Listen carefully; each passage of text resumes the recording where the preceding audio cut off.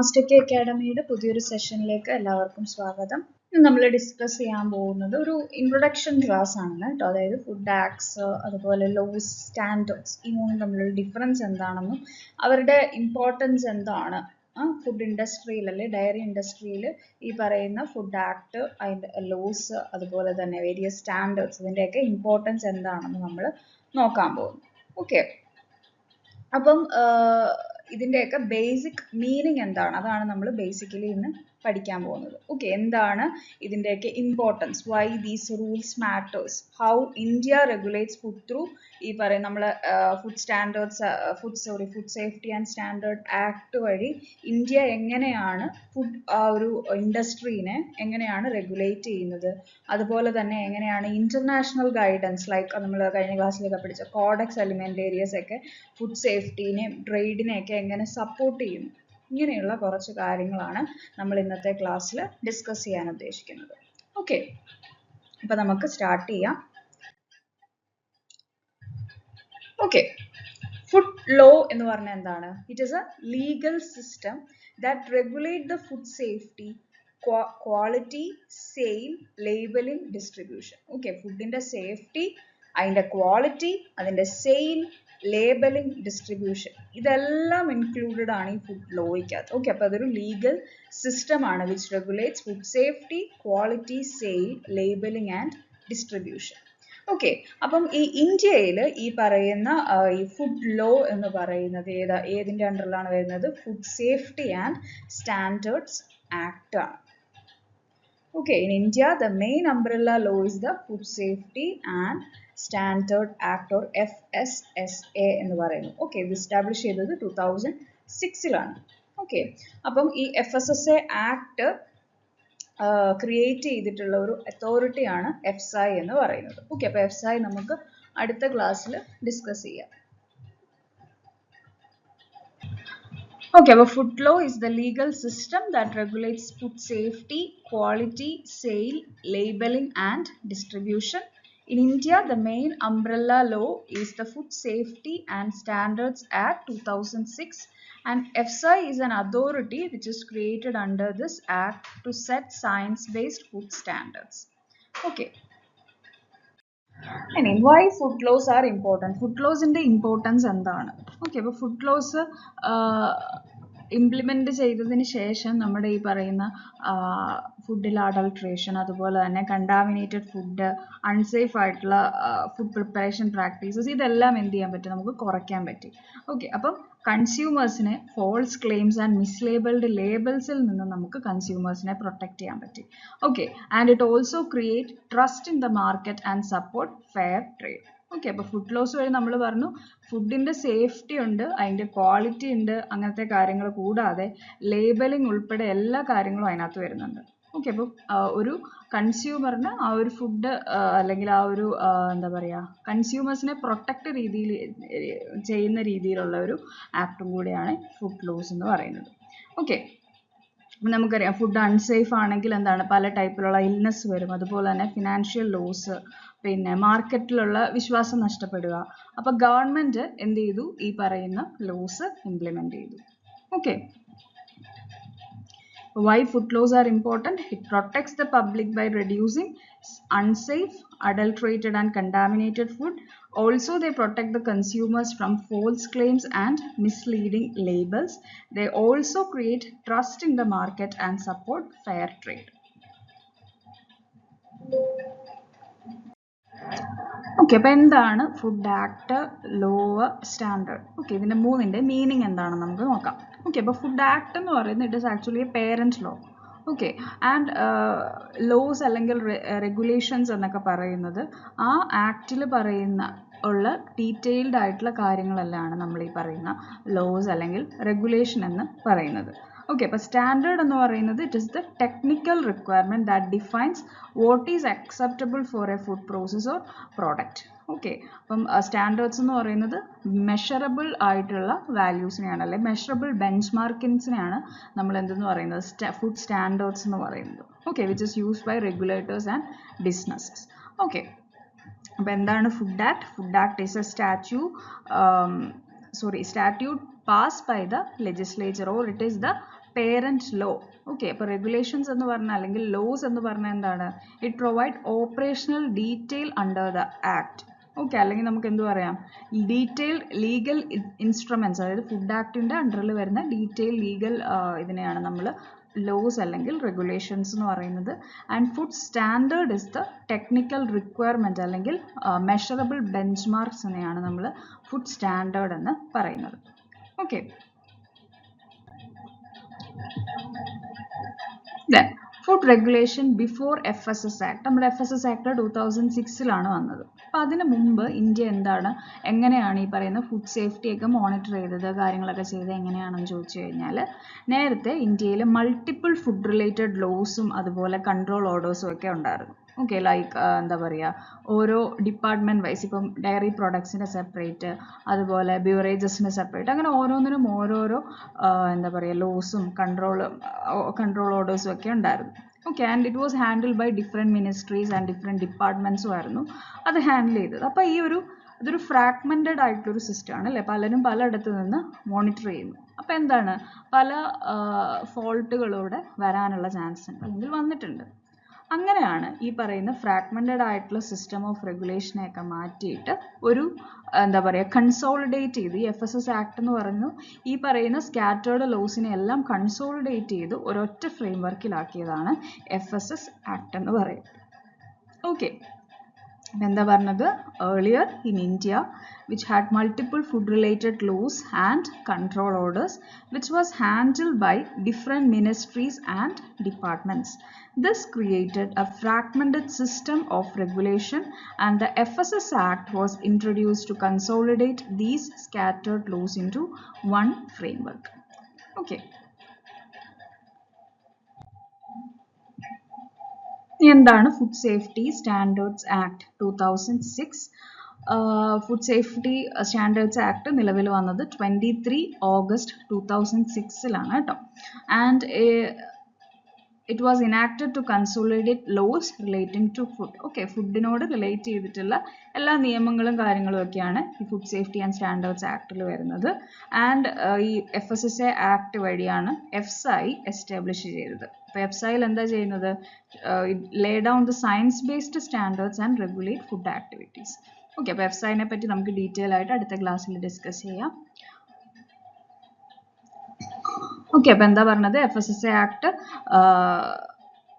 2006 received the presidential assent on 23 August 2006. It was enacted to consolidate laws relating to food. അതായത് ഇത്രയും നാളും fragmented ആയിട്ട് കിടന്ന ലോസിനെ എല്ലാം കൺസോളിഡേറ്റ് ചെയ്തെടുത്തതാണ് ഈ FSSA ആക്ടിനകത്ത്. Okay, then what was the main objective of FSS Act? FSS ആക്ടിന്റെ മെയിൻ ഒബ്ജക്റ്റീവ് എന്താണ്? Okay, first one is the act regulate manufacture, storage, distribution, sale, import of food. Okay, അപ്പം ആക്ടിൽ എന്തൊക്കെ വരുന്നുണ്ട്, മാനുഫാക്ചറിങ് വരുന്നുണ്ട്, storage, അതിൻ്റെ distribution, sale, importing, ഇതെല്ലാം include ചെയ്തിട്ടുള്ളതാണ് ഈ ഒരു ആക്ട്. ഇനി അതിൻ്റെ ഗോൾ എന്താണെന്ന് ചോദിച്ചു കഴിഞ്ഞാൽ, to ensure the availability of safe and wholesome food. അതാണ് അൾട്ടിമേറ്റ് ആയിട്ടുള്ള ഒബ്ജക്റ്റീവ്. എന്താണ്, സേഫ് ആൻഡ് ഹോൾസം ആയിട്ടുള്ള ഫുഡ് ആരിലേക്ക് എത്തിക്കുക, നമ്മളിലേക്ക് എത്തിക്കുക. ഓക്കെ, അപ്പോൾ ഈ സേഫ് ആൻഡ് ഹോൾസം എന്ന് പറയുമ്പോൾ ഇറ്റ് ഈസ് വെരി ഇമ്പോർട്ടൻറ്റ്. കാരണം എന്താണ്, അതൊരു പ്രിവെൻറ്റീവ് സിസ്റ്റമാണ്. അതായത് ഒരു ഫുഡ് നമുക്ക് എന്തെങ്കിലും അസുഖം അല്ലെങ്കിൽ എന്ത് ടൈപ്പ് ഓഫ് ഡിഫക്റ്റ് ഉണ്ടാക്കുന്നതിന് മുമ്പ് തന്നെ നമ്മൾ അതിനെ കൺട്രോൾ ചെയ്യുവാണ് അല്ലേ, അത് വരുന്നതിന് മുമ്പ് നമ്മൾ തന്നെ അതിനെ പ്രിവെൻറ്റ് ചെയ്യുന്നു. Okay, അപ്പം it aims to create a preventive system for safer food supply chains. Okay, and it also covers matters connected with food safety and standards. Okay, അപ്പം എന്താണ് മെയിൻ ഒബ്ജക്റ്റീവ് എന്ന് ചോദിച്ചു കഴിഞ്ഞാൽ, to ensure the availability of safe and wholesome food for the human consumption. Okay, then establishment of FSAI. FSAI എന്ന് പറഞ്ഞാൽ എന്താണ്, food safety and standards authority of India. അതാണ് FSAIയുടെ full form എന്ന് പറയുന്നത്. Food safety and standards act പ്രകാരമാണ് ഈ FSAI develop ചെയ്തത്. ആരുടെ അണ്ടറിലാണ് ഉള്ളതെന്ന് ചോദിച്ചാൽ administrative ministry is ministry of health and family welfare. Okay, അപ്പം ഈ എഫ് ഐ ആരുടെ അണ്ടറിലാണ് ഉള്ളത്? Ministry of health and family welfare. Okay, ഞാൻ ഓൾറെഡി മുമ്പേ പറഞ്ഞു എന്താണ്, പണ്ട് കുറേ ആക്റ്റുകൾ ഉണ്ടായിരുന്നു. അപ്പോൾ ഇതെല്ലാം നമ്മൾ എന്താണ് ഈ FSS ആക്ടിൽ കൂടെ നമ്മൾ കൺസോളിഡേറ്റ് ആക്കി എന്ന് പറഞ്ഞു. അപ്പോൾ അത് ഏതൊക്കെ ആക്ട് ആണെന്ന് ചോദിച്ചു കഴിഞ്ഞാൽ ഫുഡ് അഡൾട്രേഷൻ ആക്ട് 1954, അതായത് അഡൾട്രേഷന് വേണ്ടി മാത്രമേ ഉള്ള ഒരു act. Then fruit products order 1955, meat products order 1973, milk and milk products order 1992, vegetable oil products control order 1947, solvent extracted oil, de-oiled meal and edible flour control order 1967, milk and milk products order 1992 already പറഞ്ഞു. Any other order concerning to food under the Essential Commodity Act. Okay, അപ്പൊ ഇങ്ങനെ പല ഇതിൽ fragmented ആയിട്ടാണ് നമ്മുടെ loss എല്ലാം വരുന്നത്. Okay, അപ്പം ഈ ഒരു എന്താ പറയുക സെപ്പറേറ്റ് ആയിട്ടുള്ള ലീഗൽ ഇൻസ്ട്രുമെന്റിന് പകരം ഇതെല്ലാം ഒരു അംബ്രല്ലയ്ക്കുള്ളിൽ വരുത്തി. ഓക്കെ, എന്ത് വഴി? നമ്മുടെ FSS ആക്ട് വഴി. വർഷം ഏതാണ്? 2006.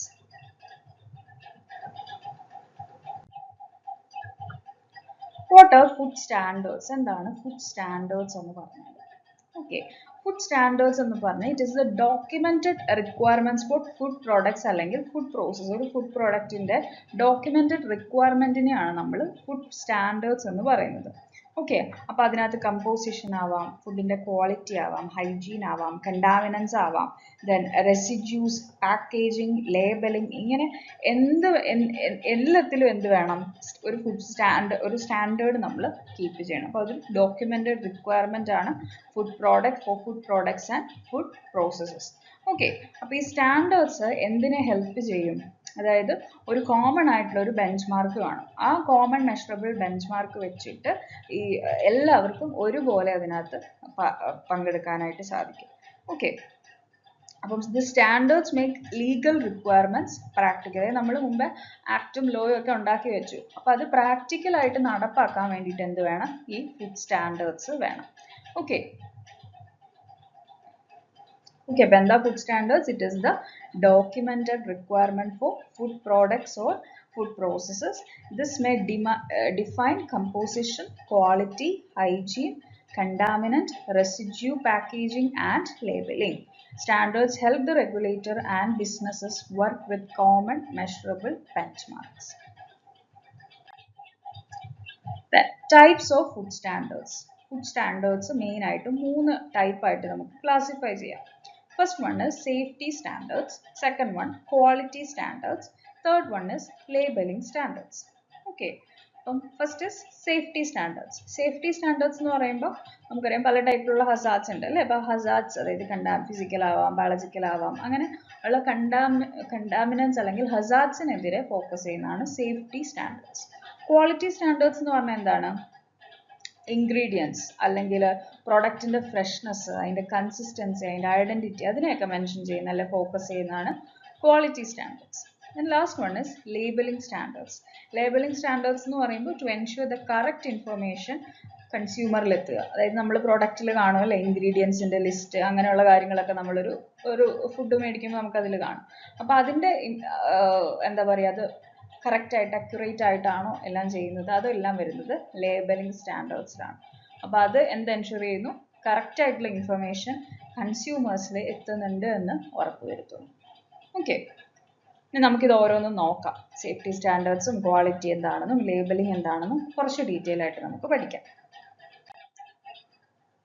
First safety standards. Safety standards എന്ന് പറയുമ്പോൾ നമ്മൾ പറഞ്ഞു ഹസാർഡ്സിനെയാണ് ഇത് ചെയ്യുന്നത് അല്ലെ, കവർ ചെയ്യുന്നത്.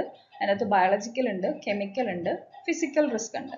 ഓക്കെ, അപ്പോൾ ബയോളജിക്കൽ എന്ന് പറയുമ്പോൾ എന്താണ്? കണ്ടാമിനേഷൻ അല്ലെങ്കിൽ മൈക്രോബയോളജിക്കൽ റെസിഡ്യൂസ് ഒക്കെ ആയിരിക്കും.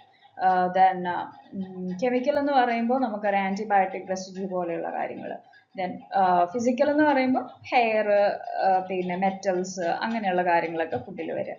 അപ്പോൾ ഇതിനെതിരെയുള്ള പ്രിവെന്റീവ് ആക്ഷൻസ് എടുക്കുന്ന അല്ലെങ്കിൽ അതിനെതിരെയുള്ള സ്റ്റാൻഡേർഡ്സ് ആണ് സേഫ്റ്റി സ്റ്റാൻഡേർഡ്സ് എന്ന് പറയുന്നത്. അപ്പോൾ safety standards help the control Hazard before food reaches the consumer. Okay.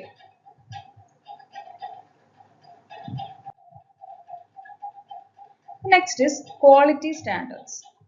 Okay. Quality standards എന്ന് പറയുമ്പോൾ it defines the expected characteristics of the food product. ഒരു food productന് എന്തൊക്കെ characteristic ഉണ്ടായിരിക്കണം, അതാണ് quality എന്ന് പറയുന്നത്.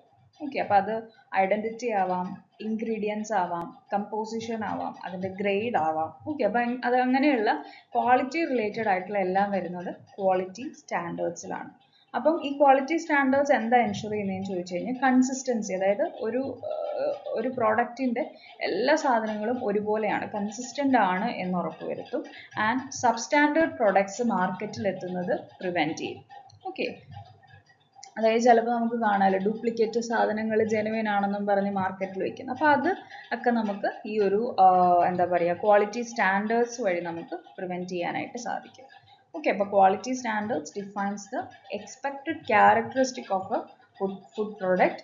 It may cover identity, ingredients, composition and grade. These standards help to ensure consistency and prevent substandard products from being sold as genuine.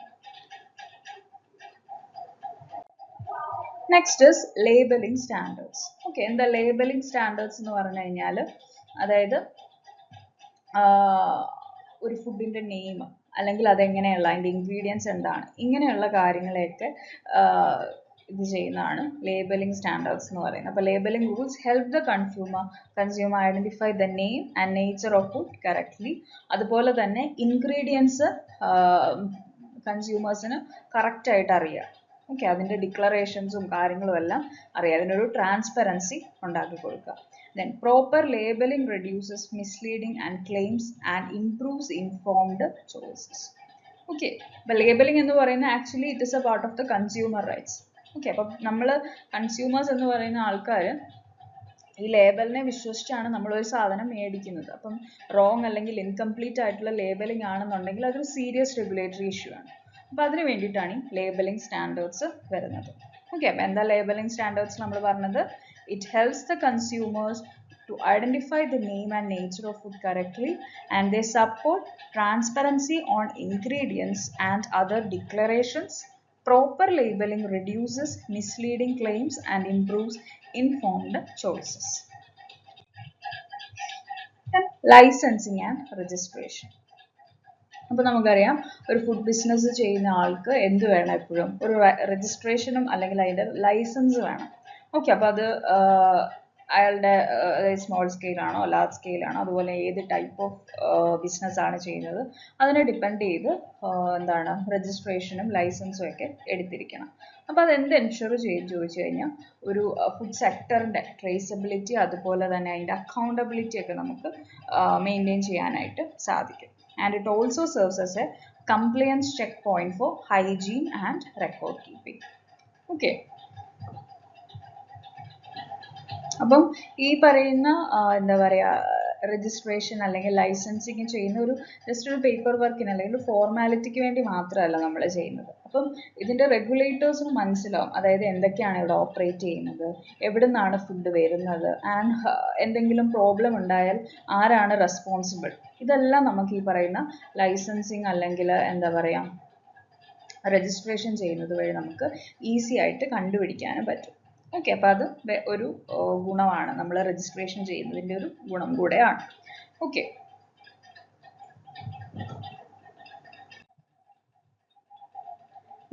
Enforcement of food laws. Enforcement എന്ന് പറഞ്ഞാൽ നമ്മുടെ ഈ പറയുന്ന ഫുഡ് ലോസ് നമ്മൾ ആക്ഷനിൽ കൊണ്ടുവരിക. അപ്പം എൻഫോഴ്സ്മെന്റിനകത്ത് നമുക്ക് എന്തൊക്കെ ചെയ്യാൻ സാധിക്കും? ഇൻസ്പെക്ഷൻ ആണ് ഏറ്റവും ഇമ്പോർട്ടൻറ്റ്. അതുകൂടാതെ നമുക്ക് ഫുഡ് സാമ്പിളിങ് ചെയ്യാം, ടെസ്റ്റിങ് ചെയ്യാം, സർവൈലൻസ്, അതുപോലെ തന്നെ എന്തെങ്കിലും നോൺ കംപ്ലയൻസ് കാണാനും അതിനെതിരെ ആക്ഷൻ എടുക്കാം. ഓക്കെ, അപ്പോൾ സ്റ്റേറ്റ് ഫുഡ് സേഫ്റ്റി അതോറിറ്റീസ് ആണ് മെയിനായിട്ടും ഈ പറയുന്ന ഈ ഒരു കാര്യം ചെയ്യുന്നത്. ഓക്കെ, എഫ്സയുടെ കൂടെ സ്റ്റേറ്റ് ഫുഡ് സേഫ്റ്റി അതോറിറ്റിയാണ് മെയിനായിട്ടും ഈ ലോസ് എൻഫോഴ്സ്മെൻറ്റിൽ കൊണ്ടുവരുന്നത്. പിന്നെ ലബോറട്ടറീസും അതുപോലെയുള്ള അക്രഡിറ്റഡ് സിസ്റ്റംസും എന്ത് ചെയ്യും? എവിഡൻസ് ബേസ്ഡ്, അതായത് അവർ സാമ്പിൾ കളക്ട് ടെസ്റ്റ് ചെയ്ത് പ്രോബ്ലം ഉണ്ടോ ഇല്ലയോ എന്നൊക്കെ, അതായത് ഒരു എവിഡൻസ് ബേസ്ഡ് എൻഫോഴ്സ്മെൻറ്റ് കൊണ്ടുവരുന്നത് ലബോറട്ടറീസും അക്രഡിറ്റഡ് സിസ്റ്റംസും ആണ്. ഓക്കെ, അപ്പോൾ എൻഫോഴ്സ്മെൻറ്റ് എന്ന് പറയുമ്പോൾ എന്തൊക്കെ അതിനകത്ത് വരും? Inspection, sampling, testing, surveillance, and action against non-compliance. State food safety authorities enforce the act along with FSI. Laboratories and accredited systems support evidence-based environments. Okay. Then, food business operator responsibility. അതായത് food business ചെയ്യുന്ന ആൾക്കാർ they should ensure that the food അവർ മാർക്കറ്റിൽ എത്തിക്കുന്ന food സേഫും ആണ്, അതുപോലെ ഒരു problem ഇല്ല, കംപ്ലൈൻറ്റും ആണ് എന്ന് നമുക്ക് അതായത് ആ ബിസിനസ് ഓണറും അതിൻ്റെ വർക്കേഴ്സും എല്ലാവരും എൻഷ്യൂർ ചെയ്യണം. ഓക്കെ, അപ്പോൾ they should follow hygienic practices, records പ്രോപ്പറായിട്ട് മെയിൻറ്റെയിൻ ചെയ്യണം. അതുപോലെ തന്നെ ലേബലിംഗ് റിക്വയർമെൻറ്റ്സ് നമ്മൾ മുമ്പേ പറഞ്ഞ 3 സ്റ്റാൻഡേർഡ്സും ഫോളോ ചെയ്യുന്നത് ആയിരിക്കണം. Okay, and compliance also protect the business reputation and consumer trust. Okay. ഈ ഫുഡ് സേഫ്റ്റി എന്ന് പറയുന്നത് നമ്മുടെ ബിസിനസ് അതായത് മാനുഫാക്ചറിങ് യൂണിറ്റിന് മാത്രമല്ല, അത് ഹോൾ ഇതാണ്.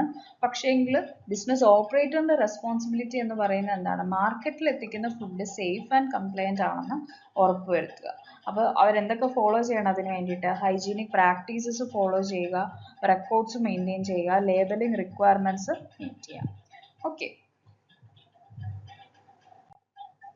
Then consumer protection under food law.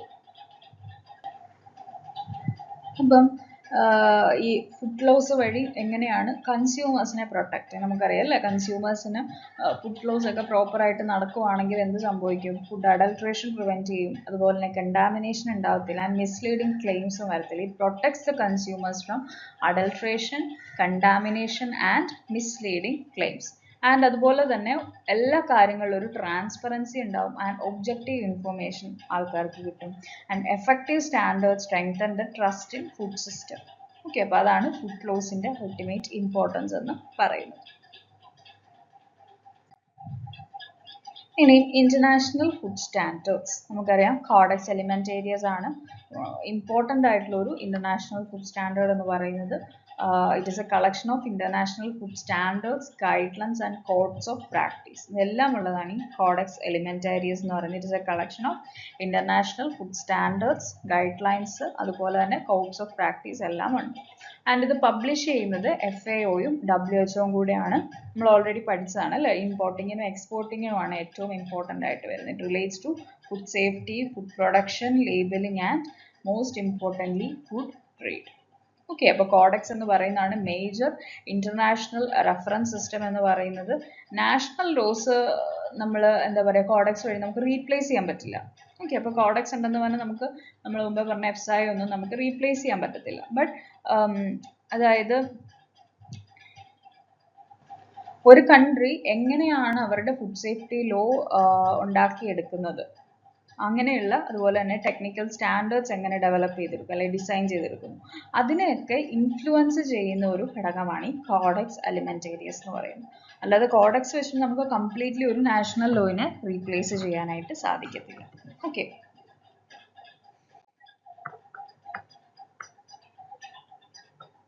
Codex എന്തൊക്കെയാണ് ചെയ്യുന്നത്? It supports the consumer health and fair practices in food trade. It helps countries use internationally recognized benchmarks. It supports consistency in import and export and standard setting. Okay. നമുക്കറിയാം ഈ national സിസ്റ്റവും international സിസ്റ്റവും എല്ലാം linked ആണ്. അപ്പം India ഒക്കെ എന്താണ് നമ്മൾ പറഞ്ഞു, ഇപ്പോൾ FSI അല്ലെങ്കിൽ നമ്മുടെ FSS ആക്ട് വഴിയുള്ള ലോസിനെയൊക്കെ നമ്മൾ മെയിൻറ്റെയിൻ ചെയ്യുന്നുണ്ട്. But global trade become easier എപ്പോഴാണ്? അതായത് നമ്മൾ ഇമ്പോർട്ടിംഗ് ഒക്കെ ചെയ്യുന്ന സമയത്ത് ഈ പറയുന്ന കാര്യങ്ങളൊക്കെ എപ്പോഴാണ് ഈസി ആവുന്നതെന്ന് ചോദിച്ചു കഴിഞ്ഞാൽ, നമ്മളൊരു ഇന്റർനാഷണൽ ഗൈഡ് ലൈൻസ്, ഒരു എന്താ പറയുക, റെക്കഗ്നൈസ്ഡ് ഇന്റർനാഷണൽ ഗൈഡൻസുമായിട്ട് അലൈൻ ചെയ്തിട്ടുണ്ട്. അതായത് ഈ പറയുന്ന കോഡെക്സ് പോലെയുള്ള ഒരു റെക്കഗ്നൈസ്ഡ് ഇന്റർനാഷണൽ ഗൈഡൻസുമായിട്ട് അലൈൻ ചെയ്തിട്ടുണ്ട് എന്നുണ്ടെങ്കിൽ നമ്മുടെ ഇമ്പോർട്ടിങ് അതുപോലെ തന്നെ ഗ്ലോബൽ ട്രേഡ് കാര്യങ്ങളൊക്കെ ഈസി ആവും. ഓക്കെ, അതായത് it support consistency in import, export and standard setting. Okay. Then food laws and public health. നമുക്കറിയാം ഫുഡ് ലോസ് ക്ലോസ്ലി പബ്ലിക് ഹെൽത്തുമായിട്ട് കണക്റ്റഡ് ആണ്. സയൻസ് ബേസ്ഡ് സ്റ്റാൻഡേർഡ്സ്, അതായത് എഫ്സൈ വഴി നമുക്ക് എന്ത് ചെയ്യാൻ പറ്റും, ഡിസീസ് പ്രിവെൻറ്റ് ചെയ്യാൻ പറ്റും. അതുപോലെ തന്നെ ഫുഡ് ചെയിനിൽ വരുന്ന റിസ്ക് ഒക്കെ നമുക്ക് കൺട്രോൾ ചെയ്യാൻ പറ്റും. അവയർനെസ്സും ട്രെയിനിങ്ങും സർവൈലൻസും ഒക്കെ ഈ പറയുന്ന ഫുഡ് ലോ ഇംപ്ലിമെൻറ്റേഷന് എസെൻഷ്യൽ ആണ്. ഓക്കെ, അപ്പോൾ ഫുഡ് ലോ എന്ന് പറയുന്നത് വെറും ഒരു ലീഗൽ സബ്ജക്റ്റ് മാത്രമല്ല, അതൊരു പബ്ലിക് ഹെൽത്ത് സിസ്റ്റം, അതായത് പ്രിവെൻറ്റീവ് പബ്ലിക് ഹെൽത്ത് സിസ്റ്റം കൂടെ ആണ്. Then what are the challenges in implementation? ഈ പറയുന്ന ആക്ടും ലോയും ഒക്കെ നമുക്ക് ഇംപ്ലിമെന്റ് ചെയ്യാനുള്ള ചാലഞ്ചസ് എന്തൊക്കെയാണ്? നമുക്കറിയാം ഫുഡ് സെക്ടർ എന്ന് പറയുന്നത് വളരെ ലാർജ് ആണ്, അതുപോലെ തന്നെ ഇറ്റ് ഈസ് വെരി ഡൈവേഴ്സ് ഇല്ല, അതുപോലെ തന്നെ കുറേ ചെറിയ ചെറിയ ബിസിനസ്സുകളും എല്ലാം അതിനകത്ത് വരുന്നുണ്ട്. അപ്പോൾ ഈ സ്റ്റാൻഡേർഡ്സും റെഗുലേഷൻസും എല്ലാം എന്താണ്, എപ്പോഴും നമ്മൾ അപ്ഡേറ്റ് ചെയ്തുകൊണ്ടിരിക്കണം. അത് ഒരു ചലഞ്ച് എന്ന് പറഞ്ഞാൽ എന്താണ്, ഫുഡ് സെക്ടർ ലാർജ് ആണ്, ഡൈവേഴ്സ് ആണ്, കുറേ സ്മോൾ ബിസിനസ് ഉണ്ട്. അപ്പം ഈ സ്മോൾ ബിസിനസ് ഇൻഡസ്ട്രീസ് ഒക്കെ ആണെങ്കിൽ എപ്പോഴും ഈ ലോസും ഇതൊന്നും അവർ ഫോളോ ചെയ്യണമെന്നൊന്നും ഇല്ല. ഓക്കെ, പിന്നെ ഒരു കാര്യം എന്ന് പറയുമ്പോൾ സയൻസും ടെക്നോളജിയും ഇവോൾവ് ചെയ്യുന്നത് അതിൻ്റെ കൂടെ തന്നെ എന്തും നമ്മൾ അപ്ഡേറ്റ് ചെയ്യണം. ഈ സ്റ്റാൻഡേർഡ്സും റെഗുലേഷൻസും നമ്മൾ അപ്ഡേറ്റ് ചെയ്തുകൊണ്ടിരിക്കണം. ആൻഡ് അതുപോലെ തന്നെ ട്രെയിനിങ്, അവയർനെസ്, അതുപോലെ ടെസ്റ്റിംഗ് കപ്പാസിറ്റി, എൻഫോഴ്സ്മെന്റ്, കൺസിസ്റ്റൻസി എല്ലാം ഇമ്പോർട്ടൻറ്റ് ചാലഞ്ചസ് ആണ്. ഓക്കെ, നമ്മൾ പ്രോപ്പറായിട്ട് റെഗുലറായിട്ട് ട്രെയിനിങ് കൊടുക്കുക, അവയർനെസ് കൊടുക്കുക, നമ്മൾ എന്തുമാത്രം അത് ടെസ്റ്റിംഗ്, അതായത് സാമ്പിൾ ടെസ്റ്റ് ചെയ്യാൻ പോവുക, അങ്ങനെയുള്ള കാര്യങ്ങൾ. ദെൻ എൻഫോഴ്സ്മെൻറ്റിൽ വരുന്ന പല ലിമിറ്റേഷൻസ് ഉണ്ട്. അപ്പം അതെല്ലാമാണ് മെയിനായിട്ടും ഈ ഇംപ്ലിമെൻറ്റേഷൻ ചാലഞ്ചസ് ആയിട്ട് പറയുന്നത്. ഓക്കെ, അപ്പോൾ ഇന്നത്തെ നമ്മുടെ ഇൻട്രൊഡക്ഷൻ ക്ലാസ് എല്ലാവർക്കും മനസ്സിലായെന്ന് വിചാരിക്കുന്നു. നമ്മൾ food standards and food safety act ഒക്കെയാണ് നമ്മൾ, FSS ആക്ട് ആണ് നമ്മൾ ഡിസ്കസ് ചെയ്തത്. അടുത്ത ക്ലാസ്സിൽ നമ്മൾ എഫ്സൈനെ പറ്റിയിട്ട് ഡീറ്റെയിൽ ആയിട്ട് പഠിക്കും. അപ്പോൾ ഇന്നത്തെ ക്ലാസ് എല്ലാവർക്കും മനസ്സിലായെന്ന് വിശ്വസിക്കുന്നു. Thank you.